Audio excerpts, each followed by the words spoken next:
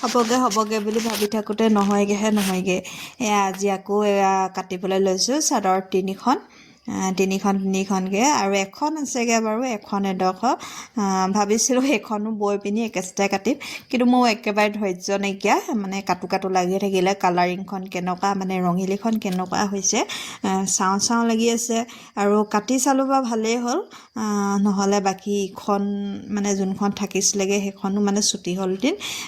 যিখন মই কাটিছোঁ সেইখন অকণমান চুটি হৈছে দেই মানে মোৰ বাবে লেখতে হৈছে বা যিহেতু মই ঘৰত পিন্ধিবলৈ বুলিহে লগাইছোঁ বেলেগ ওখ শকত ডাঙৰ মানুহ হ'লে মানে নহ'বগৈ বহুত চুটি হৈ যাব মোৰ কাৰণে বাৰু লেখতে হৈছে ভাগ্য ভাল আছিল যে মই এইকেইখন কাটি চালোঁ নহ'লে বহুত বেছি চুটি হৈ গ'ল বাকীখনো এইফালে মই ৰঙিলী বলোঁ জানি আপোনালোকে এইটো ৰঙৰ মই মেখেলাও লগাই থোৱা আছে মায়ে লগাইছিলে মই তেনেকৈ মেখেলাখনৰ লগত চাদৰখন যোৰা কৰিবলৈকে এনেকুৱা ৰঙৰ চাদৰ বৈ দিলোঁ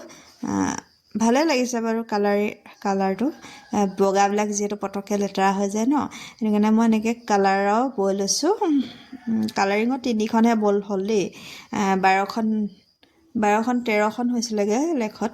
মানে কি 13খনেই ওলাইছিলেগৈ মই 12খনেই লগাইছিলোঁ লগাওঁতে তাৰপিছত 13খন কেনেকৈ কি হয় 13খন হৈছিলেগৈ নাজানো তাৰপিছতে যিহেতু প্ৰথমখন কাটি চালোঁ অকণমান চুটি দেখিলোঁ তাৰ পিছৰবিলাক দীঘল কৰি গ'লোঁ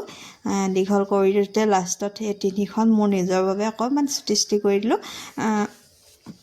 বহুত বেছি দীঘল পিন্ধিও ভাল নালাগে ন ঘৰত সামৰিবলৈ অকণমান দিগদাৰ হয় মই যিহেতু মানুহজনী অকণমান চুটি চাপৰ 3খন ওলাই গ'ল দেখিছেনে এইখন কালাৰিংখন কেনেকুৱা লাগিছে জনাব দেই